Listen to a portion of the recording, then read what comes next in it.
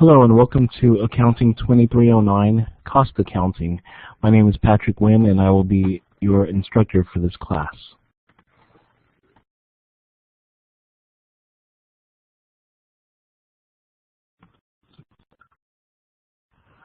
A little bit about me before we begin. I received my bachelor's degree and master's degree from the University of St. Thomas in 2007. And then in 2009, I got my CPA license, and I hope a lot of you are pursuing that license or plan to pursue it when you finish with your degrees. I received my CPA license in 2009. I received my Certified Financial Planner license in 2013, as well as my Personal Financial Specialist and my Chartered Global Management Accountant certificates, I believe, in 2015. So I do have a lot of credentials behind my name.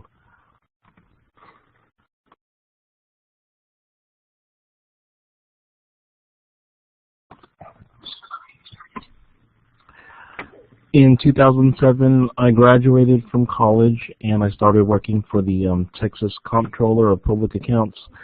I worked there for 3 years, from 2007 through 2010, and I did a lot of different audits, mostly sales tax audits, but also I did a little bit of franchise tax, hotel tax, and mixed beverage tax, which is the tax that's paid by bars and restaurants that serve alcohol or liquor. In 2010, I left the state of Texas Comptroller's office and I went to the IRS. And that's where I've been since then. So for about 6 years, I did income tax audits as well as a few employment tax audits. And for the past year or so, I've been doing employee plan audits. So I've been learning a lot about 401ks and profit-sharing plans and other retirement plans. And so far, I enjoy the work. If you're interested in becoming an auditor for the IRS or the state of Texas, feel free to send me an email and I'll give you more details about that. But that's my background. So what I'd like for you guys to do as well is to introduce yourselves on Blackboard. If you go under the discussion board, there's some information there, some instructions on what I want you guys to do in your introduction. So please make sure you do your introductions on the discussion board.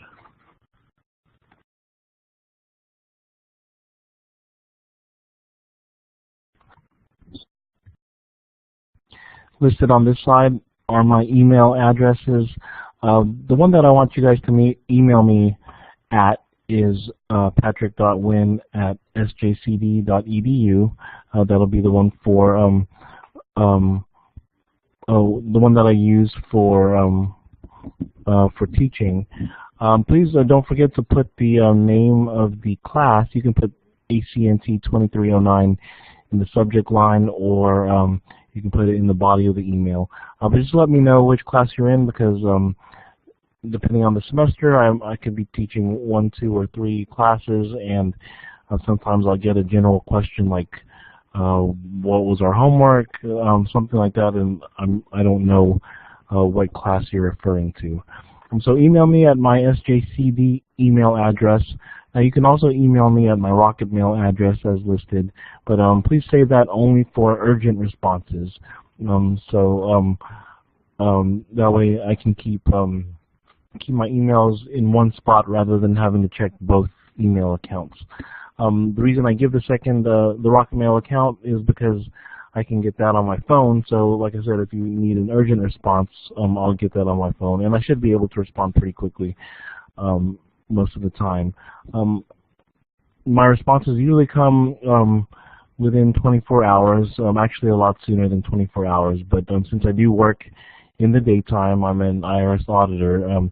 Depending on if I'm with a taxpayer or not, I might not be able to respond immediately. But again, just stick to the SJCD email address unless it's very urgent.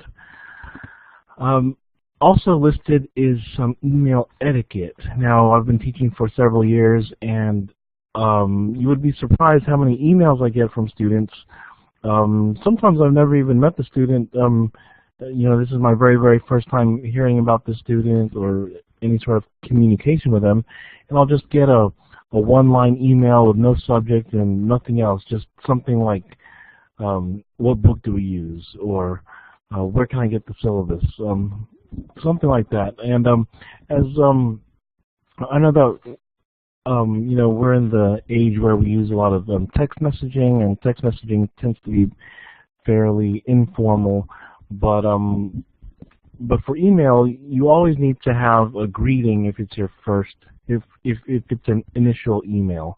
So if you're emailing a teacher, a professor, a boss, a manager, you always want to start with hi, hello, something like that. You don't want to just put a question, what book do we use, or something something too informal. Now, if you're emailing back and forth several times, you don't have to put a greeting on every single email. Once it becomes an exchange, I don't require a greeting, and I don't use a greeting a lot of times. And it'll depend on your manager or your other professors to see what they want. But generally speaking, if it's a chain of emails, you don't have to put a greeting on the second or third or fourth email. But if it's your first email, please always make sure to use some sort of greeting. Also listed is a link to other email tips that you can take a look at. They're all pretty good, but like I said, I'm not a stickler for email etiquette, but I think that a greeting is as basic as you can get. You really need a greeting for any initial email.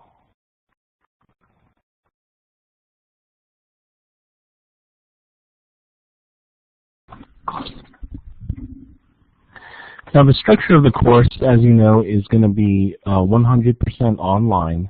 So that means that it's going to take a lot of dedication and a lot of hard work for you guys to get through this course.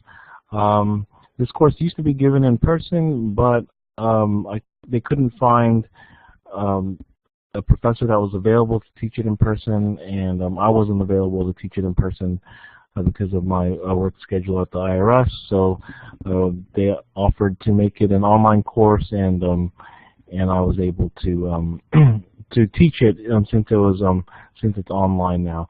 So we won't be seeing each other in person, but we'll be communicating quite a bit through Blackboard and also through email. But like I said, it's going to take a lot of hard work and dedication and discipline for you guys to get through this course or any other online course. When you're going to class in person and you're in front of the teacher and you're surrounded with students, it's, in my opinion, it's a little bit easier to pay attention. I know that some students are going to be on their cell phones, but generally they try to minimize that, or at least try to hide it and try to pay attention while they're in class. But as you know, on an online course, nobody's watching you, so that's why I said you're going to need a lot of dedication and discipline to stay off your phones and try to minimize distractions while you get through this course. Now, we're going to cover one chapter a week, roughly, except for the first week. Now, this first week, the first 2 weeks, we're going to cover 2 chapters. So I'm giving you a week for chapter 1, and then I think it's 4 days for chapter 2, and then you have another 4 days for chapter 3. Chapter 1 tends to be more of an introductory chapter. You're going to have to learn some vocabulary, but there's not a lot of calculations to do in chapter 1. And since we have to get through these 11 chapters for the semester, we're going to have to squeeze in chapters 1 and 2 at the beginning of the semester. But we've done this before and it works out. So as long as you stay focused and stay dedicated, we can get this done. You're going to have homework assigned to you every week on the MH Connect website. It's going to have unlimited attempts, so that means that you can work on it as much as you want, and you can miss the questions an unlimited number of times, and you'll still get full credit as long as you finish the homework and get the right answer by the deadline. So So I would suggest that you keep an eye out for the deadlines on MH Connect. They're going to be due on Sundays, generally speaking, and really there's no excuse for you not getting 100 on these homework assignments, since you're given unlimited attempts. The only way you will not get 100 is if you don't finish the assignments on time, or if you don't do them at all. So please make sure to do the homework assignments. They are essential for your grade. And I would also suggest not waiting for the last day. So a lot of times, since the homework is due on Sunday, Sunday evening, some of you will be working on the homework Sunday morning or Sunday afternoon, and then you'll miss the deadline, and then I'll be flooded with emails asking for extensions, or you know, sometimes MH Connect is down, sometimes your internet might be down, Blackboard might be down. Sometimes there are just technical issues, and if you wait till Sunday evening, more than likely you're going to run into a technical issue, and then you're going to get a late penalty. So don't wait till Sunday to finish the homework. I would suggest working on the homework right as soon as the homework is released, and then give yourself a few days to look it over and to make a few more attempts if needed, but don't wait till the last minute. Another piece of advice is these videos that I'm going to be posting for each chapter, I would suggest that you try the homework before watching the video. Now, you know, I've been going to school for a long time, and I've been teaching for several years, and one thing I've noticed is that the students that work the homework first before watching the video, they do a lot better, because when you're watching these videos, they can be a couple hours long, and if you've never done cost accounting before, or if you're not familiar with a lot of the terms, you can easily fall asleep and just lose your train of thought. But if you've already tried the homework and you've taught it to yourself, and then maybe you're not clear on a couple of issues, and then you watch the video, then the video will help to clarify things. But again, you can do it however you want. You can watch the video first, or you can do the homework first, but I highly suggest that you work the homework first. So in class we're going to have 4 exams total.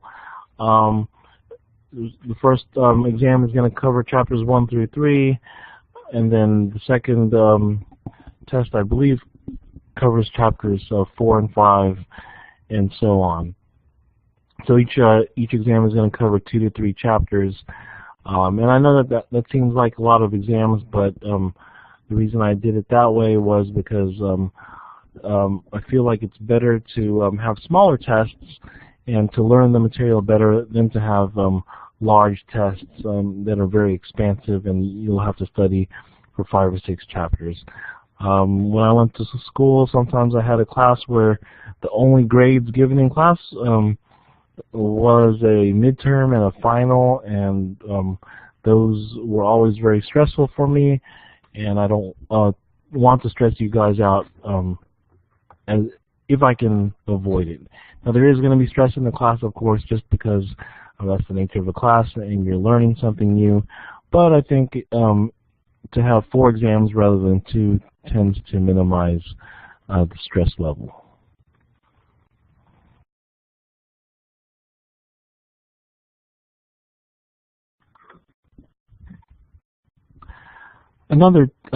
Other tips that I can give would be number 1, don't cram. I believe that it's best if you can study at least an hour a day.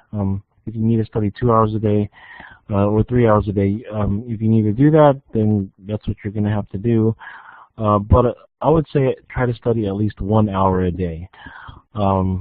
Again, this is from my years of going to school as well as years of teaching, and what I see is when people try to cram, they don't learn the stuff well, and then when it comes to the test, they don't perform well either. But if you study 1 hour a day, then you tend to learn the stuff better, and then when test time comes, you're more relaxed.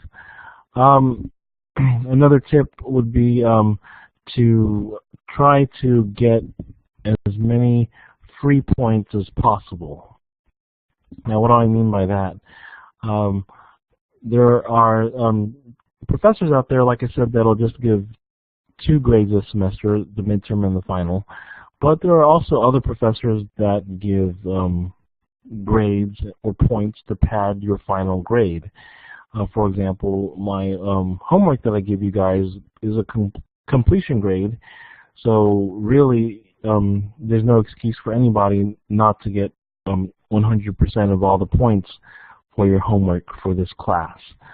So giveaways like that you need to take full advantage of. I had a professor in college that she studied really hard for all of her classes in the beginning of each semester, and then by the time she took her midterm, she got an A in that, and then her grade was so high that when it came to the final, if she wanted to skip it, she could skip it and still end up still have a B in the class. So that's what I want you guys to do too. I don't want you to skip your final, of course, but I want you to make your make the highest grades you can make, and then if something happens, maybe you miss the final, or maybe you don't do well on the final, your other grades will be so high that you'll still end up with an A in the class. So again, try to take advantage of all of the free points or easy points that you get. As with most classes, the easiest tests are usually the first test, because the concepts are usually not that difficult. So so try to make the highest grade you can make on test 1, and then you'll be more relaxed for tests 2, 3, and 4. Another tip is to find a study buddy. Going through college, I had a friend that we found that we took a few classes together in the same semester. So then we planned out the rest of our semesters, and we signed up for all the same classes or as many of the same classes as we could, and we studied together. So it worked out really well. We were studying several hours a day, and it helped because they say that if you can teach someone a concept, that's the best sign that you understand the concept yourself. So for me, having to teach my friend, or my friend teaching me concepts, both of us really learned the material very well, and we tended to do pretty well on the test together. So I probably couldn't have made it through college with my GPA without a study buddy, so I would highly recommend that to all of you. And then for the final tips, I discussed that in the prior slide. You should work the problems before watching the lectures. Again, I find that the students that do that tend to score better. So when you go through this material, the first time you go through it, it's always going to be hard. Whether you go through it yourself by reading the chapter, or whether you're working the problems for the first time, or whether you watch my lecture and then do those things, the first time through is difficult.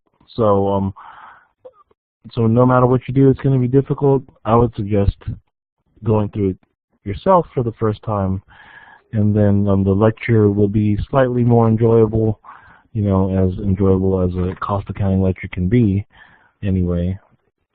But you'll get more out of the lecture, and then you'll also find yourself scoring better on your tests. And then finally, once you do your homework, I want you to work and rework these homework problems over and over again until you can almost do them in your sleep. The homework problems are going to be essential in what you have to study when you take your exams. So if you know your homework very well, then you'll also do well on your exams.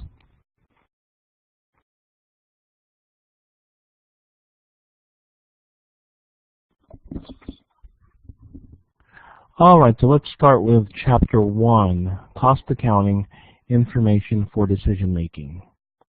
So the book starts with a review and an overview of information necessary for decision making. So this chapter is going to have a lot of new vocabulary terms that you might not be familiar with, things like value chain.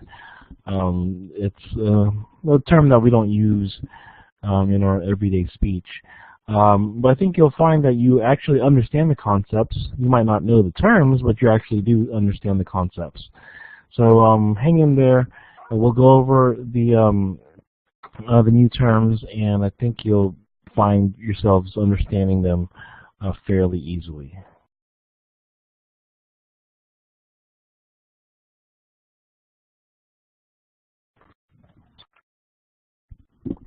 So let's start with the difference between financial accounting and cost accounting.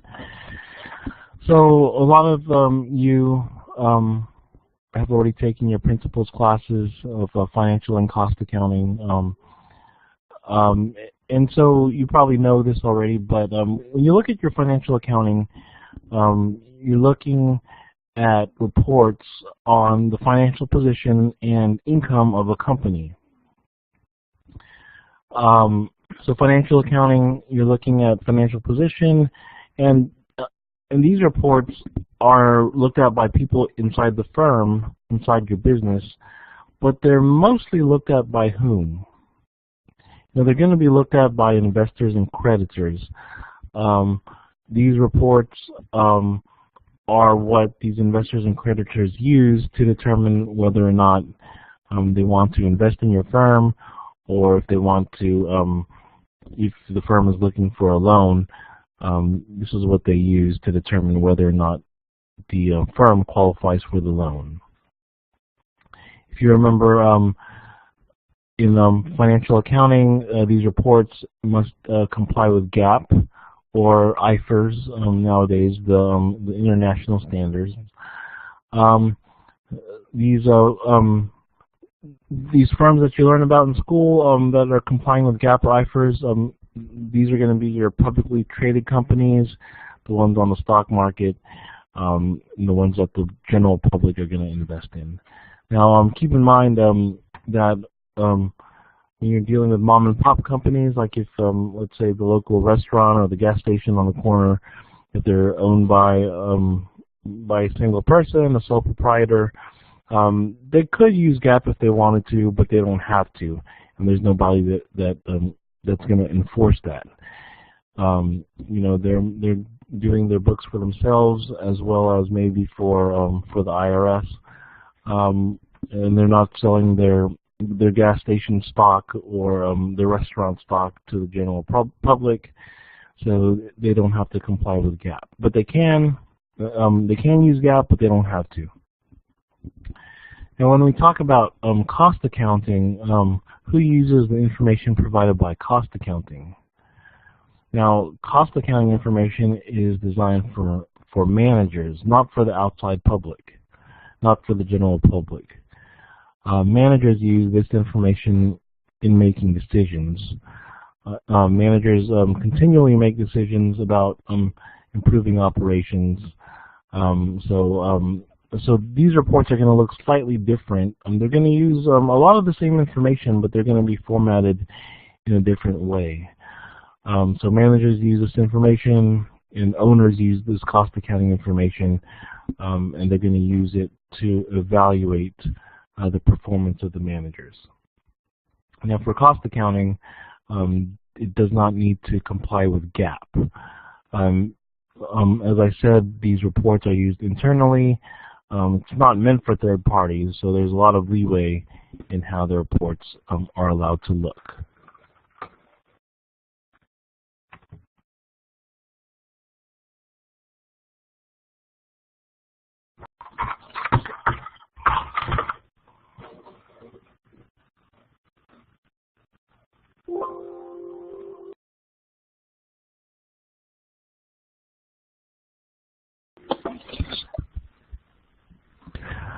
Value chain. So this is one of the new accounting or vocabulary terms that I was talking about, that you probably haven't heard of it, but you understand it anyway.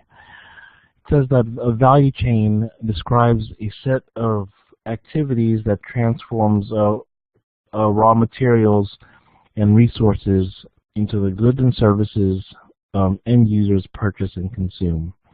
So what does that mean? It means that you start out with unrefined product, and then you apply things to it, maybe add other products to it, and then you create something that a customer is going to want. So if you look at the book gives the example of gasoline. So gasoline, as you may know, the gasoline that we use in cars doesn't come from the ground like that. It starts out as oil, right? So so the gasoline starts out as oil, and you have to search for the oil, right? You have to search for it. You have to drill,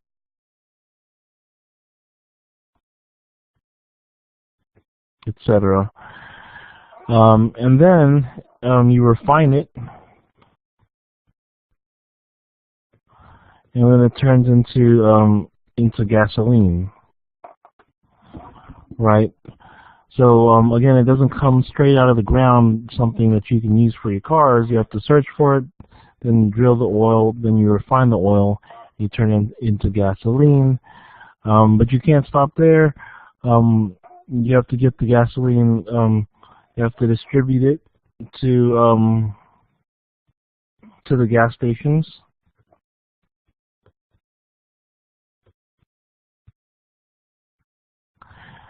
And then finally, it's purchased by the end user. Okay, I apologize for my handwriting. This Blackboard Collaborate is a useful tool, but the this whiteboard feature where you can write on it is not very accurate, as you can tell. But anyway, so again, going back to the example for gasoline. That's a value chain, okay? You start with oil, you start with unrefined oil, then you search for it, drill it, refine it, turn it into gasoline, then you distribute it to the gas stations, and then finally it ends up in the car. And every step along the way is a value-added activity. So what does that mean? Let's say you have you start with your oil that's in the ground. So you search for it, and let's say you find an oil well, okay, and then you ask you track down the owner of the land, and you say, you know, I'll pay you a certain amount of money. Let's just say $50,000 if you let me drill on your land. So that oil, you're calculating that in its current state is worth $50,000. Then you drill it and you refine it into gasoline, and now let's say it's worth $100,000. And then you still have to get it to your customers. So now you distribute it, and now the gas stations are going to set it at a retail price of a total of, let's say, $200,000. So for every step of the way, you add a little bit of value to the product until you get to the final price.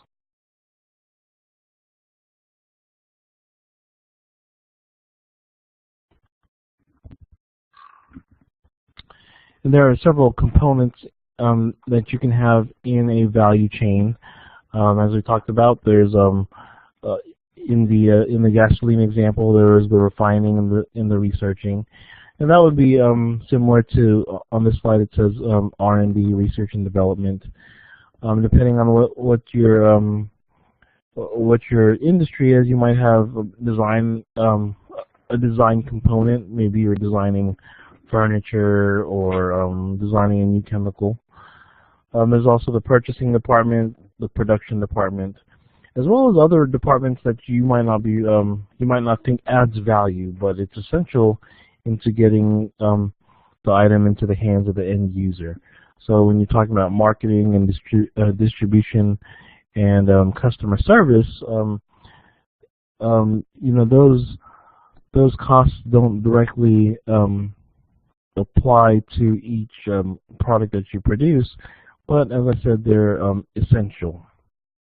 Okay, so when we're talking about the gasoline again, you know, distributing the gasoline to the gas stations is an essential component. And there are other examples too.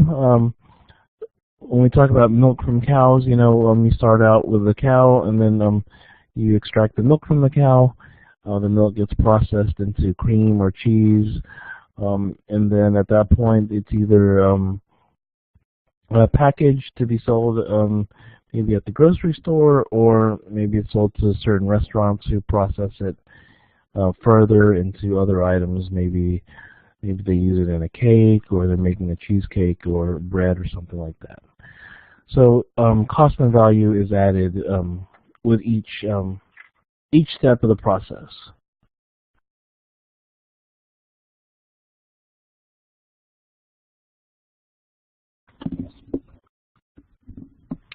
So where does cost accounting fit into all of this?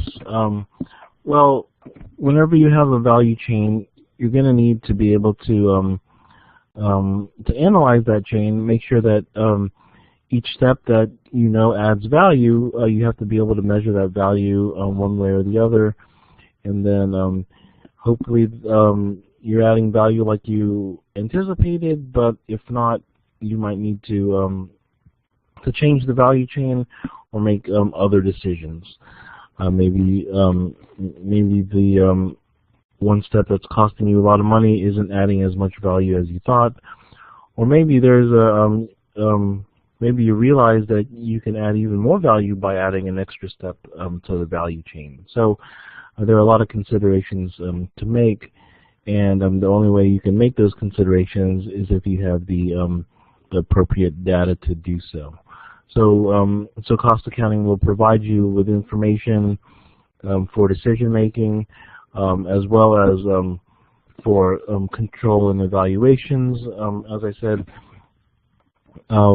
you know, if you have an idea of what you want this value chain to add, and it's not adding the value that you thought it was, cost accounting will help you track down what's going on. So there's going to be different data for different decisions and for the different controls and other evaluations you're going to be making.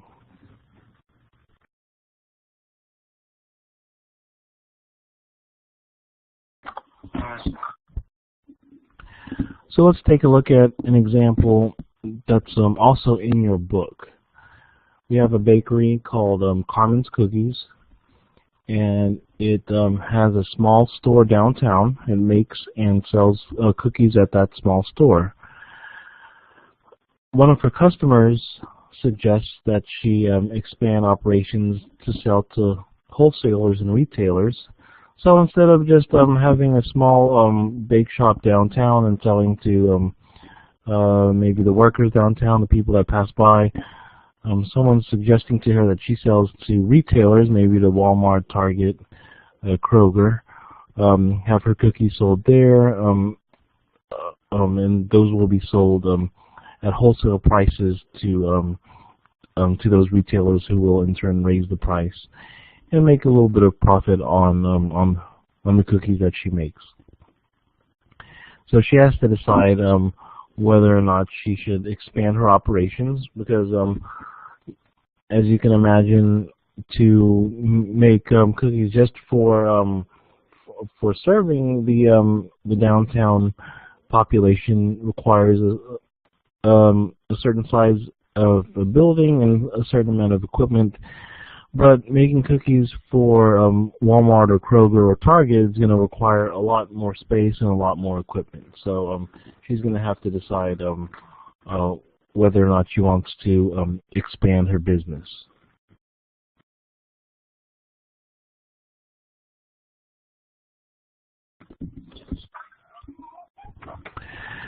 So here's another term that you might not be familiar with, but you probably know the concept, and the term is cost driver. So we all know what a cost is, or examples of costs anyway. So on this slide, it lists some costs that we're probably familiar with: rent, insurance, labor, and ingredients. So these are all costs that that a bakery would reasonably have. But what is a cost driver? We know a cost driver. What's a cost driver? So a cost driver is just a factor that causes these costs. So what does that mean? In other words, what drives the cost of rent and the cost of insurance? It's going to be the number of storefronts that Carmen has. So if Carmen has one store, let's say she has to pay $2,000 of rent and $1,000 of insurance. But if she has two stores, she could theoretically pay $4,000 of rent and $2,000 of insurance. So depending on how many stores she has, assuming they're the same size and in roughly the same type of location, they could theoretically double. We don't know exactly whether or not they're going to double, but we know that they're going to increase. They're not going to go down. So if Carmen opens a new storefront, her rent and insurance costs will increase. And for labor and ingredients, it's going to follow a similar pattern. The cost driver for that is going to be the number of cookies she makes. So if Carmen in a day makes 1,000 cookies, her labor and ingredients will be a certain amount. But if she's going to be making cookies for Walmart and Target and Kroger, she's not going to make 1,000 cookies. She's going to make 10,000 cookies or maybe 50,000 cookies. Whatever they are, her ingredients will increase, of course, proportionally, and most likely her labor will increase too. So the number of cookies Carmen makes will determine how many employees she needs and how much flour and sugar and other ingredients are required. So those factors are what drives the costs listed on this slide. So the number of stores will drive the amount of rent and insurance expense or cost, and then the number of cookies will dictate how much labor and ingredients costs Carmen will incur.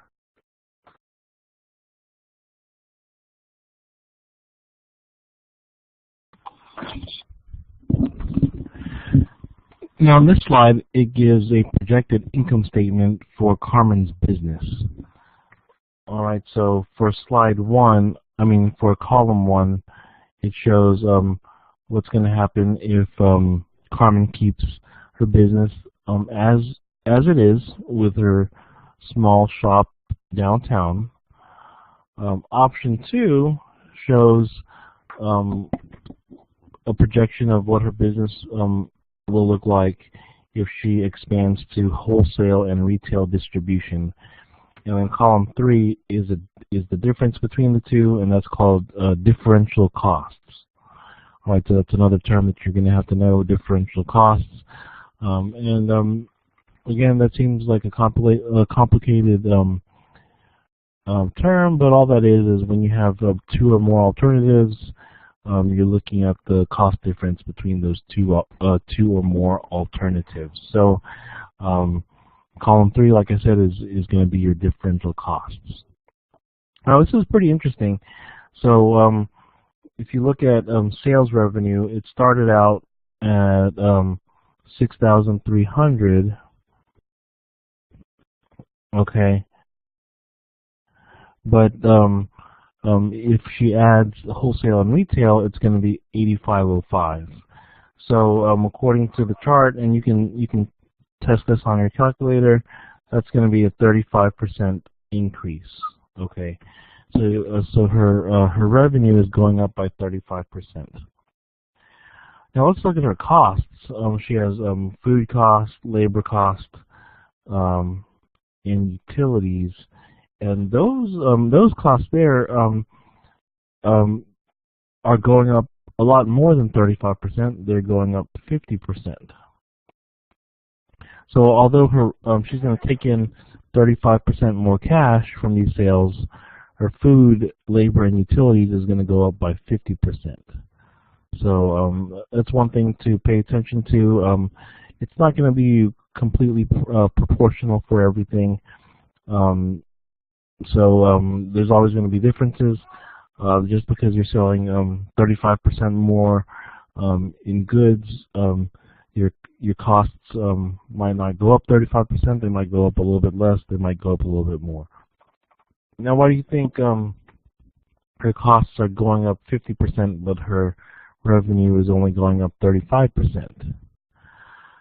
Well, if you remember, she's adding on wholesale and retail distribution. So she's going to have to sell her products to Walmart, Kroger, or Target at a lower amount than she would sell to someone who just walks into her bakery every day, because Walmart or Kroger or Target, they're going to want to make a profit on her cookies, so she's going to have to sell it to them at a lower price so that they can mark up the price and make some money as well. So that probably explains why her costs are going up 50%, but her revenue is only going up 35%. Now, if you look at other, and that's with footnote C, now that's only going up 20%, so that's pretty good. Her revenue, like I said, is going up 35%, but her other costs are only going up 20%. So if you just look at other costs, it looks like it's a good idea to do that. And then you also look at rent. Rent for option 1 is $12.50, and rent for option 2 is $12.50. So her difference is actually 0. So in this case, the book tells us that in this scenario, Carmen looked at the size of her bakery, and she determined that she can make the additional cookies for wholesale and retail without having to rent out a bigger place or additional space. So her rent is staying the same. So that's a good thing. That's one thing that she'll consider if she decides to expand her business.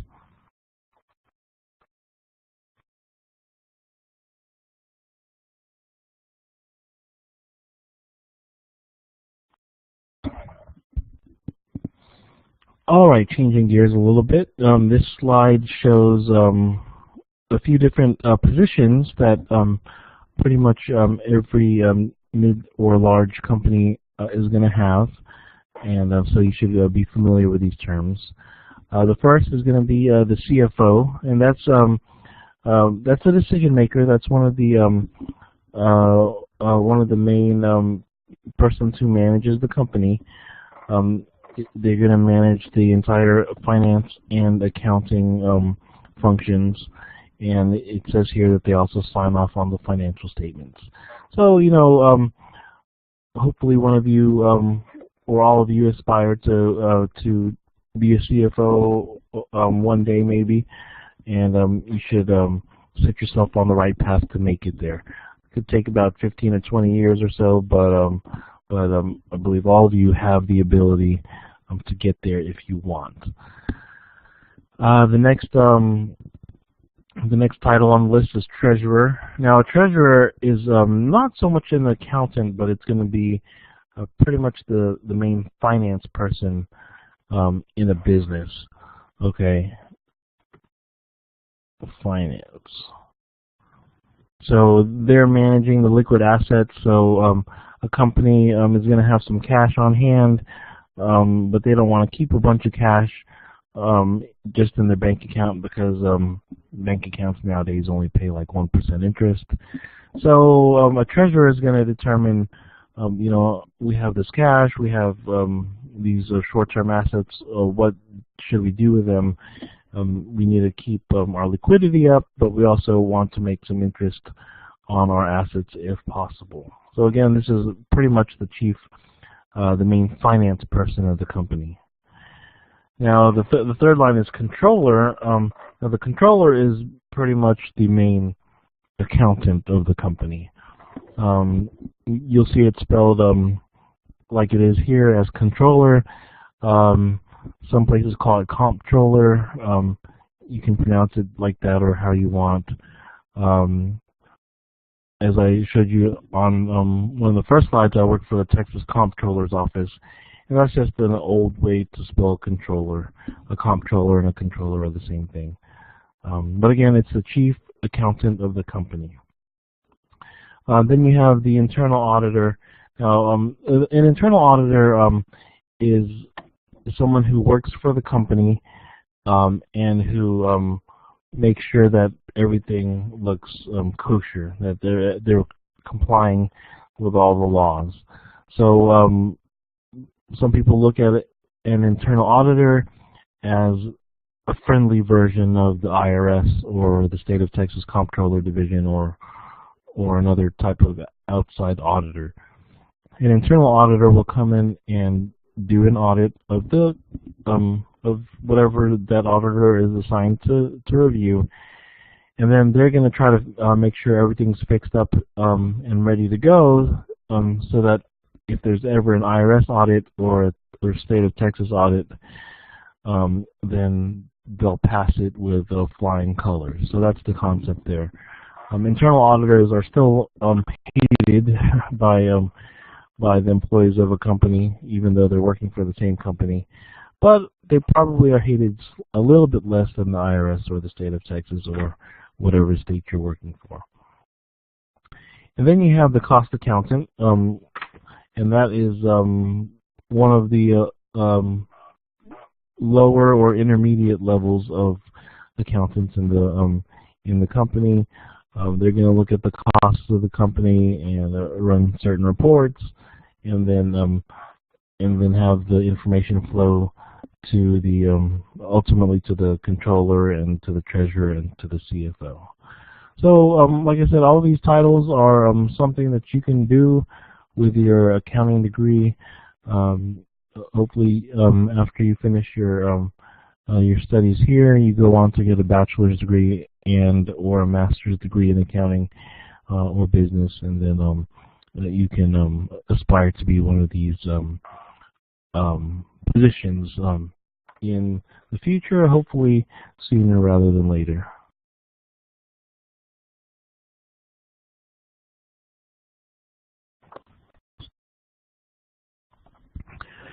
All right, changing gears again, we're going to talk about the topic of ethics.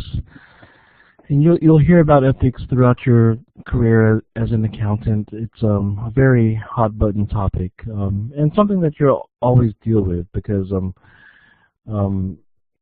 you're always going to have competing interests in your job, and it's always going to be a decision that you're going to have to make, whether or not you decide to act ethically, or if you decide to bend the rules. So for cost accountants, we need to set up systems so that the information can't be bent or broken to a certain extent. Right. So what does that mean? Well, accountants report information that can have a big impact on managers, because managers, they're held accountable for meeting certain budgetary numbers or hitting certain performance targets. A manager might, their bonus or their salary might depend on how the company is performing in a certain quarter. So what happens? They might put pressure on the cost accountant to kind of play with the numbers a little bit and to inflate the numbers maybe, or deflate certain numbers in order to reach those targets. So as an accountant, you might find yourself under pressure to make certain accounting choices that maybe you wouldn't necessarily make. So you're going to be facing these situations, like I said, on an everyday basis. I mean, it's not going to be a life or death type of situation every day, but pretty much every day there's going to be some sort of ethical situation that you're going to face. So I don't know if you guys remember, but the Astros play in Minute Maid Park, but I believe before 2001, the park was not named Minute Maid Park. It was named Enron Field, and Enron was a company that that was found to be very, very fraudulent, and it worked with the Big Four. You know, it had its tax return prepared by the Big Four, and it was audited by the Big Four. But these auditors weren't acting ethically. You know, they looked at the books and records, and they couldn't make heads or tails out of it, but they still signed off, saying that that Enron's records were perfect and not in need of any sort of amendment or change. And then what happened? Enron went under, and so did the Big Four. I mean, the Big Five at the time. Arthur Andersen accounting firm went under. So so these accountants, they were trying to save their job, but they ended up losing it, and not only losing their job, but they lost the entire accounting firm had to shut down because they didn't act ethically, and neither did Enron.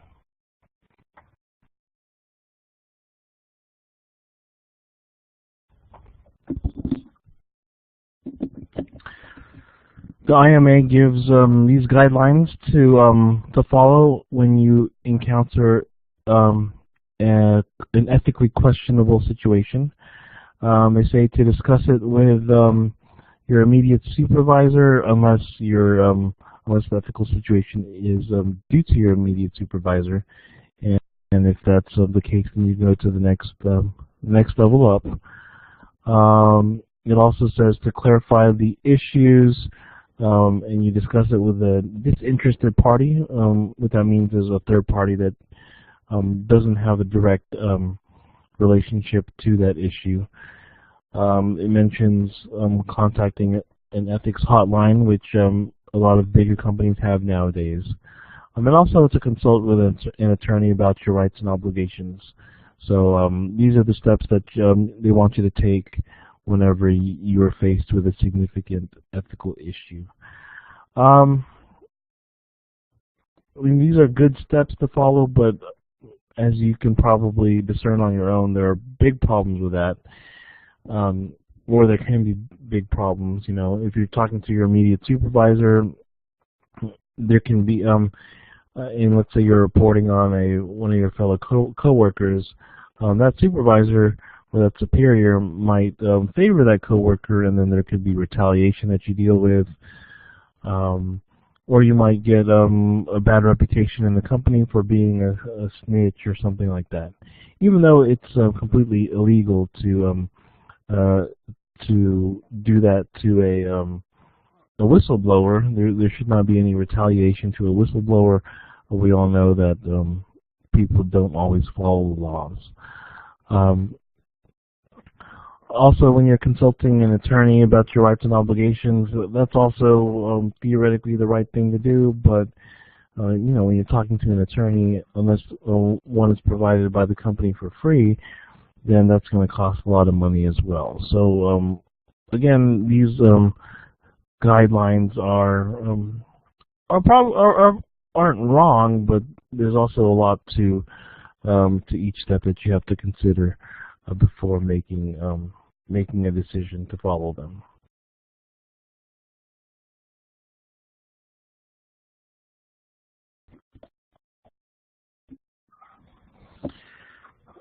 You guys have probably heard of the Sarbanes-Oxley Act of 2002.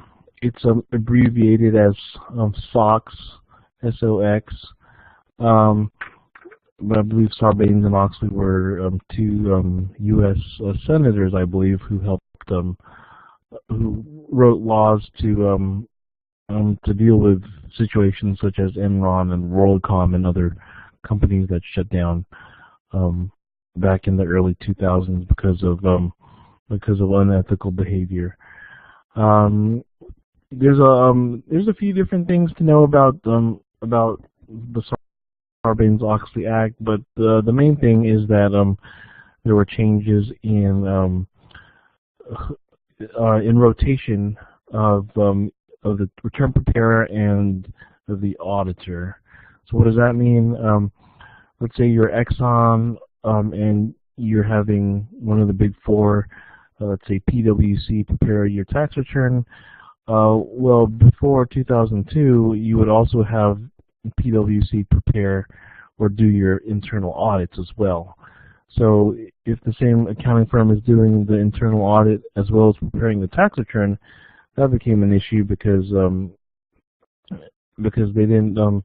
There's so much money that PwC was getting from Exxon that if they did find a problem, they would be somewhat unwilling to report the problem.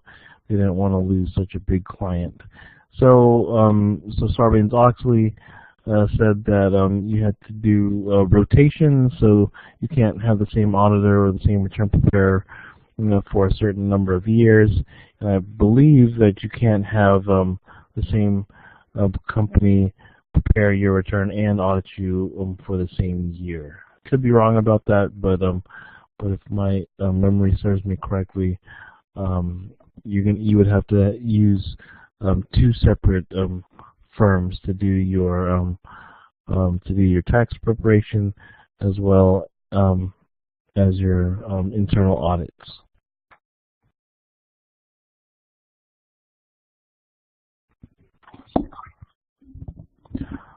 Other effects that Sarbanes-Oxley had on the accounting world is that now it required that the CEO of the corporation and the CFO had to sign off on the financial reports and stipulate that the financial statements don't omit any material information. And also they have to disclose what they have evaluated, that they have evaluated the company's internal controls and that they've notified the auditors of the company of any fraud that they found within management.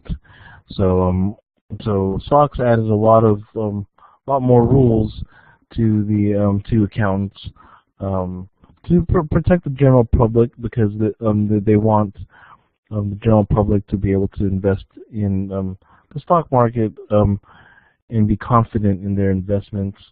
Not that the investments are guaranteed, but at least they're more confident that they're getting accurate information in the financial statements.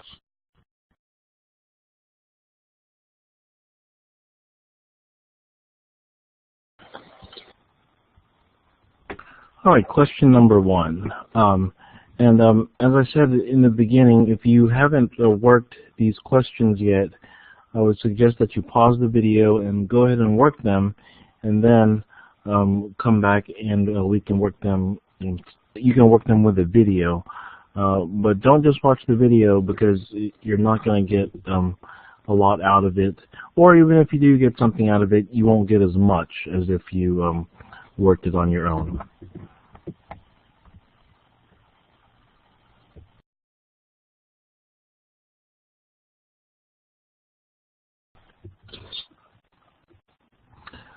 Another thing with the questions is that some of them are algorithmic, and that means that every time you generate the question, it'll give you different numbers.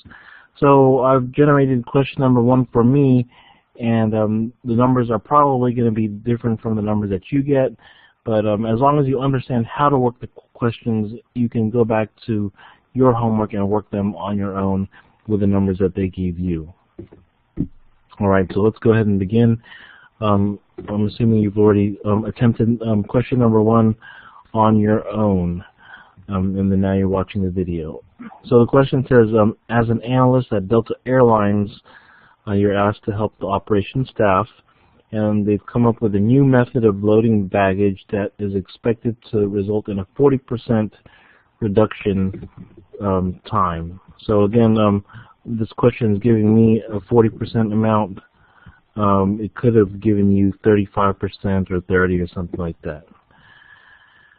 It says that the current labor cost in my situation is $2 per bag.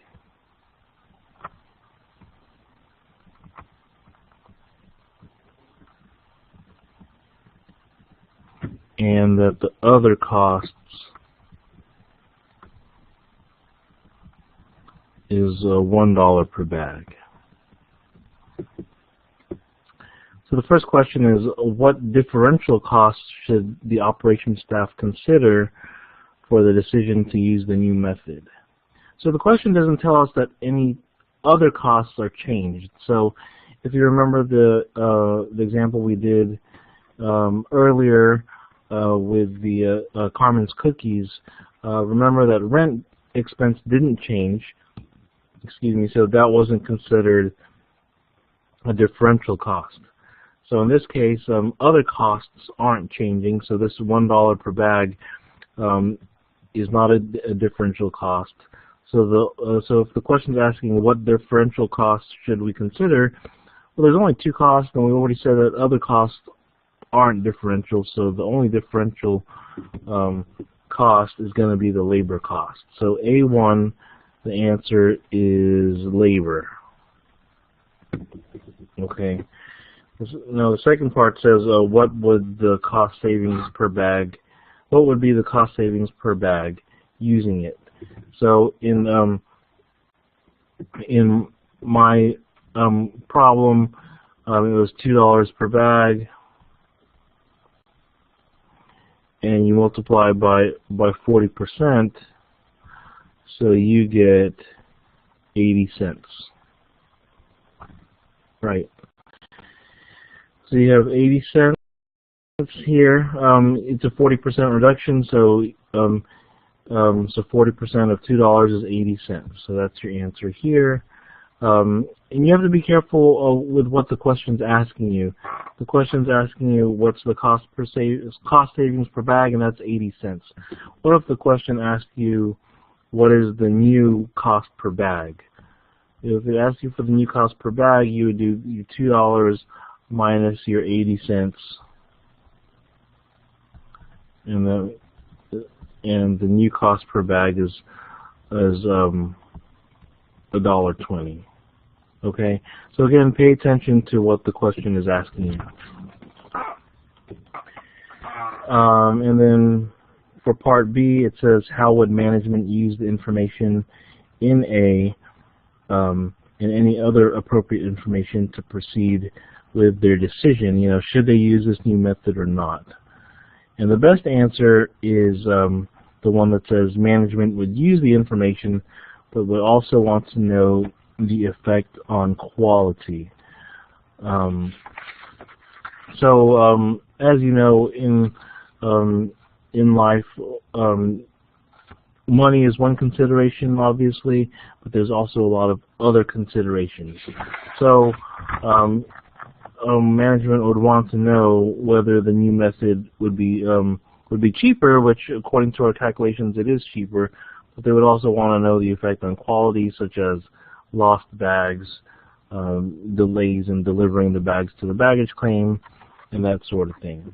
So quality is a very important thing that they need to maintain, not just cost.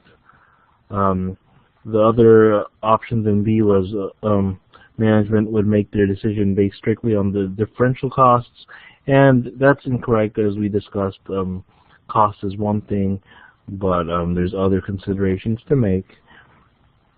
And then finally, differential costs would not play a significant role in management's decision, and that's not true either, because as we've talked about, cost is a very important factor to consider in any decision. It's not the only factor, but it is an important factor.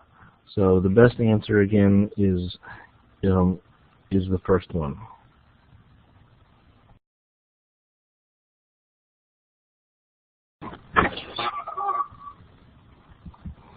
All right, question number 2. I'm not going to do the entire question, but I'll explain it, and then you guys can do the little details that you're going to need to get full credit on the question.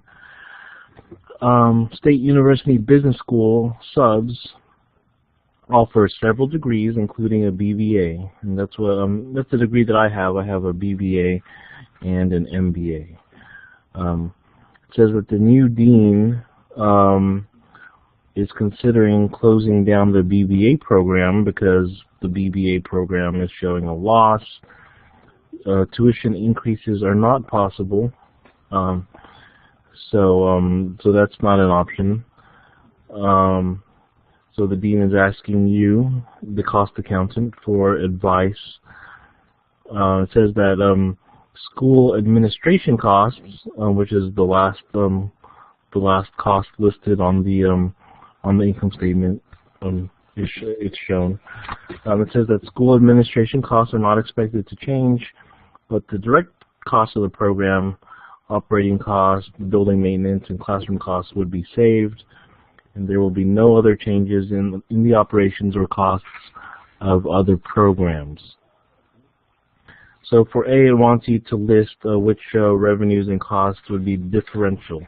Again, remember, differential costs or differential revenues. Those are it's differential if the amount changes between the different alternatives. Okay, so like I said, when we did the Carmen's Cookies example, rent was determined to be the same because Carmen had determined that no matter how many cookies she made in scenario 1 or scenario 2, she would not have to rent bigger space, so that's not a differential cost. And so here we have to identify what's differential. So first we have revenue, and we know that's going to be a differential, because if you have revenue coming from the students of the BBA program, and then if you eliminate the BBA program, then you're not going to have that revenue. So that is definitely considered a differential revenue. For advertising, you have your BBA advertising for the BBA program, and that one is going to be differential as well, because if you're no longer having a BBA program, you're also not going to advertise for it. So that cost is completely eliminated. Faculty salaries, that's going to be differential as well, because it's according to the fact pattern, the direct cost of the program would be saved, and faculty salaries would be a direct cost. In real life, you know, faculty might get to move to a different department if they have the proper education, but strictly according to the fact pattern, that would be considered differential. You also have your degree operating costs for the part-time staff. So it seems here that maybe the part-time staff gets maybe some of their expenses reimbursed, or maybe this is talking about CPE for the part-time staff. I'm not exactly sure, but again, that's something according to the fact pattern would be differential. Building maintenance, that's also differential according to the fact pattern, because I guess theoretically the school might have buildings that it's renting out specifically to house the BBA program, or maybe they have a building just for the BBA program that they own, but now they can sell it, so they're not going to have that expense anymore. So that's going to be differential. And the classroom costs as well, that's differential according to the fact pattern. And then allocated school administration costs. So this is one cost that the fact pattern specifically says is not going to change. So that means that that's not a differential cost. So what that is probably the school's president and vice president and the top administration. Their salaries gets allocated to each department, and even though the BBA department might be closing down, the costs are still going to be there. So that's not going to be savings for the university. So those are your differential revenues and expenses. This problem was also algorithmic, so it's going to have different numbers from what I have. So just throw these numbers into the income statement on Part A, and then calculate your net differential gain from the BBA program, and then you'll be able to answer A as well as Part B.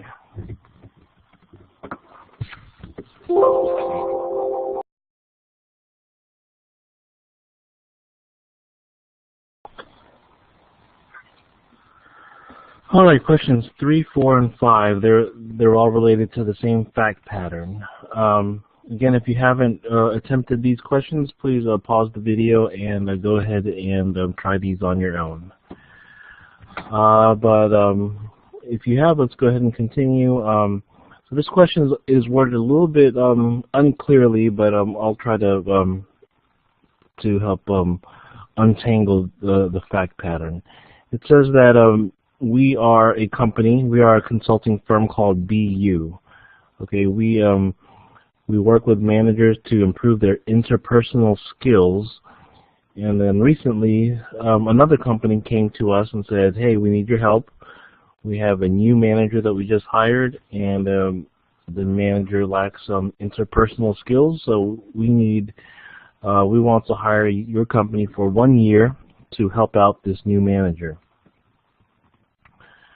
Well, BU, your company has consultants, but apparently all of the consultants are already on other jobs. So BU is going to have to hire a whole new person, a consultant, to help you out. So they're going to have to go and put out an ad to hire a new consultant just for the purpose of helping out this new client. So the facts say that we're going to hire a new consultant at $81,000. Also, equipment lease is going to go up by 5%, supplies are going to go up, and other costs are going to go up by 15%. So question wants us to calculate the differential costs. And again, these costs are going to be slightly different for every person because this is an algorithmic question. But the main thing that the question's asking is to identify the differential costs. So we know that our consultant labor is going to go up, right? Because we didn't have this consultant before, and now we hired a consultant for $81,000 just for this job. So we're going to have to add that. The fact pattern gives us an amount for equipment lease, and like I said, it's going to be a different amount for every student. But that's going to be let's see, a 5% increase, right? Supplies are going to go up by 10%. And other costs are going to go up by 15%.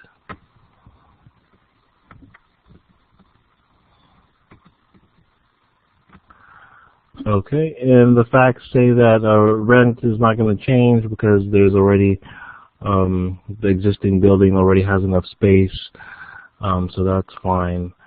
Officer salaries, you're not hiring another officer, so you don't. It's not going to experience an increase. So our differential costs are just going to be labor, equipment, supplies, and other costs. So you're gonna calculate these numbers here. Just take the numbers from the fact pattern and add 5%, 10%, and 15%, and you're gonna get your new total cost. So that's gonna be for question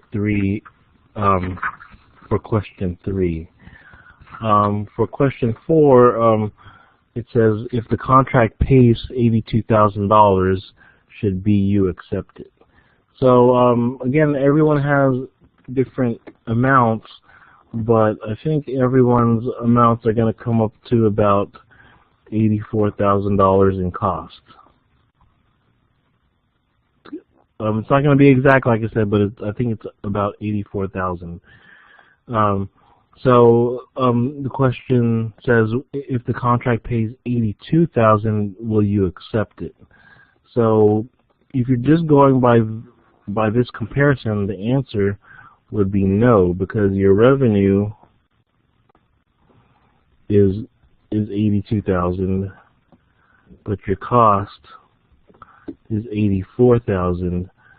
So you're going to be losing you're going to have a $2,000 loss.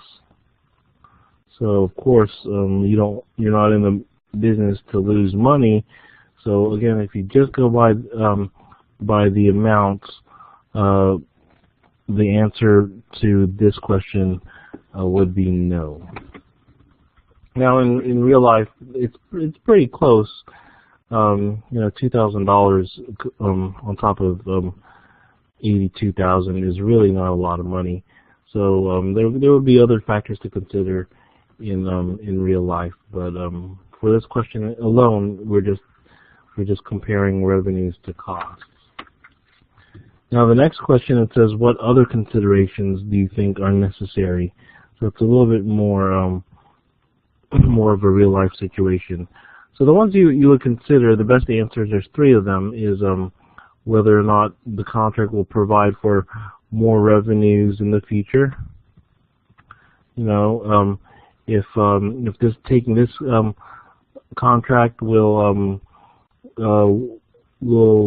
be favorable upon the company that you're helping, and then they spread the good news about what a wonderful job BU did, then that could lead to more revenues in the future. Also, it could result in a new profitable line of business.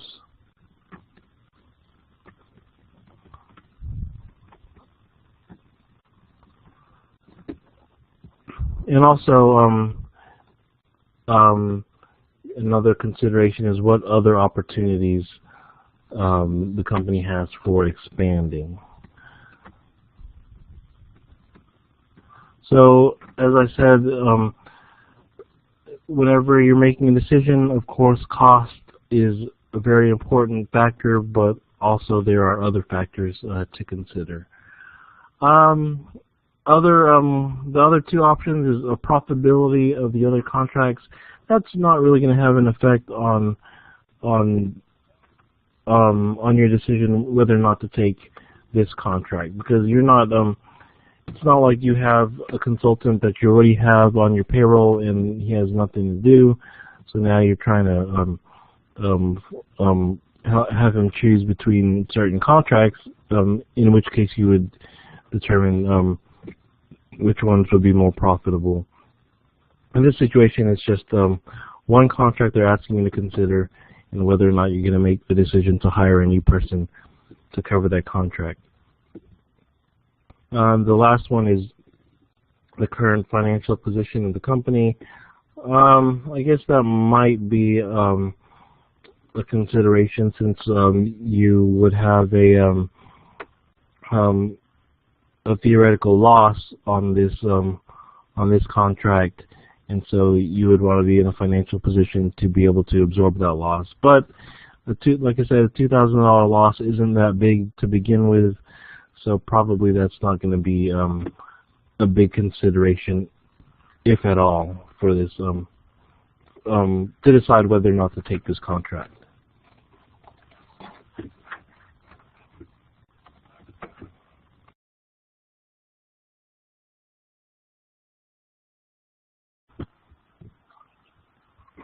All right, question number 6. So in question number 6, you're dealing with two different companies. There's a company called Coastal Cabinets, and there's a company called Executive Homes. And Executive Homes is a home builder. It says that Executive Homes buys 20,000 units from Coastal Cabinets every year. So I guess Executive Homes is a big customer of Coastal Cabinets. Executive Homes wants Coastal to keep 1 month inventory to accommodate fluctuations in Executive's demand. But Coastal doesn't want to keep any inventory because it costs money to keep inventory. And they say Executive Homes should keep any inventory that they want. So then they're telling Executive to buy extra cabinets, and then keep them in your own warehouse. We don't want to keep a bunch of extra cabinets in our warehouse. So then they call in a cost accountant, and this cost accountant determines that it's cheaper for Coastal to keep an inventory. It only costs Coastal $50 per unit for storage. But it costs Executive Homes $125 per unit. So the question is, how do you suggest the two companies settle their dispute? Now this question is a little bit unrealistic because, well, first of all, it would be hard to see any scenario where the cost accountant could come into Coastal Cabinets as well as Executive Homes and find out what their storage costs are. Really, I mean, I also don't see a situation where Executive Homes could demand that Coastal Cabinets keep an inventory. Well, actually, that's actually not that unreasonable. But I wouldn't imagine Coastal Cabinets demanding that Executive Homes keep an inventory, because if Executive Homes is buying a bunch of cabinets from Coastal would probably want to keep them to keep Executive Homes happy, since there are other cabinet makers out there. But again, even though this question is unrealistic, we'll roll with it. So again, in this question, it costs Coastal Cabinets $50 per unit, whereas Executive Homes would be $125 a unit. I don't know what the reason would be. Maybe Executive Homes really has expensive rent. Maybe they have a warehouse that was very expensive, whereas Coastal Cabinets is in a cheaper part of town. Probably, I'm not really sure. But anyway, we're the cost accountant that they called in, and they say that they want us to settle. How should we settle the dispute? So there's 3 options here, and I think 2 of the options are actually okay, but the question only gives 1 proper answer. So on the test, you won't have anything this ambiguous, but we'll go through it for practice anyway. So one of the options is Coastal Cabinets should carry the inventory, but Executive Homes should cover all the inventory carrying costs. Now that question I actually like.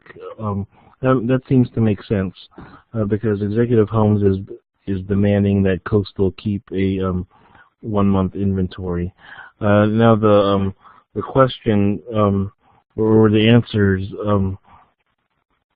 the instructor answers say that that's an incorrect answer, but I actually think that that's pretty reasonable.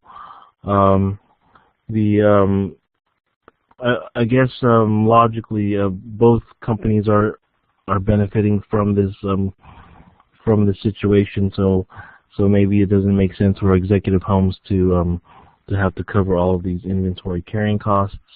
But in my opinion, if they're the ones insisting that Coastal have the inventory, then I think that it's reasonable to ask them to pay for it. Another option is in the question is there is no need for Coastal Cabinets to carry the inventory. Executive Homes should buy in advance. That one is also marked as an incorrect answer. I guess Coastal Cabinets would want to work with Executive Homes since they're a pretty big customer of theirs.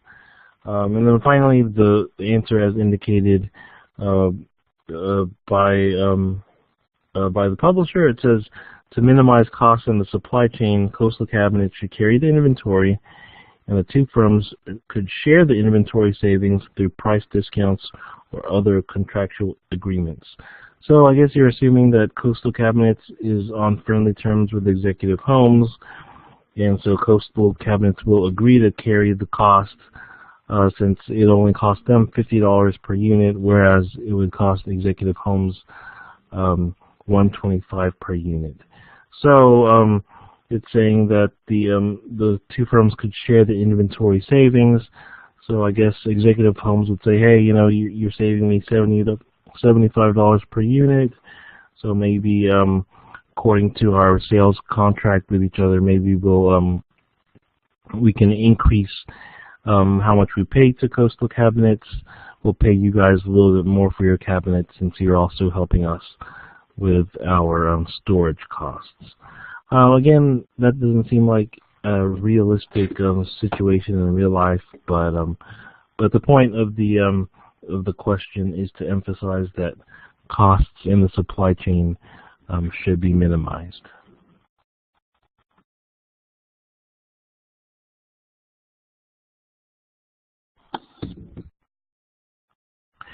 And then finally, question number 7, you guys can do on your own. You just have to go through the financial management titles, CFO, treasurer, controller, etc., and match their responsibility. We went through that on a prior slide, so you can just go back to that, or you can look in your book to answer these questions. So that pretty much covers Chapter 1. I'm going to post the Chapter 2 video in a few days. So get those done. So go ahead, after you finish your Chapter 1 homework, get on to the Chapter 2 homework and attempt it first, and then you can watch the chapter video.